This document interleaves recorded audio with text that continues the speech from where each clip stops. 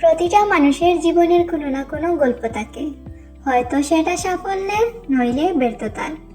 ব্যর্থতার গল্প শুনতে কেউ পছন্দ করে না, সাফল্য ও সফলতার গল্প শুনতে সবাই ভালোবাসে। কিন্তু সফলতার পিছনে কত যন্ত্রণা, কষ্ট, হারিয়ে যাওয়া কত আবেগ, নির্ঘুম কত রাত, জীবনের সাথে অসহনীয় যুদ্ধ, কতগুলো পথ, একলা যুদ্ধের শেষে সাফল্যের সিঁড়িতে ওঠা, এ কথাগুলো কেউ জানতে বা বুঝতে চায় না। আপনজন, প্রতিবেশী শুধু সফলতাই দেখে, কিন্তু এর পিছনে অসহনীয় যন্ত্রণা, ফেলে আসা ব্যর্থতার হাহাকার, এগুলো কি আপনজনদের জানা থাকে? তুমি যদি সফলতার দ্বার প্রান্তে পৌঁছতে পারো, তাহলে আপনজন ও সমাজে তোমার সম্মান থাকবে, তা না হলে তুমি একজন ব্যর্থ মানুষ। আমাদের আজকের আয়োজনে ছিল ডিম দিয়ে আলুর ঝোল।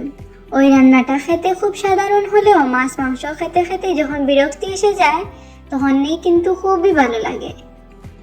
তাই আজকে এই রান্নাটা করলাম। কেমন লাগলো আপনাদের? আপনারা কিরকম ভাবে আলু দিয়ে ডিমের ঝোল খান?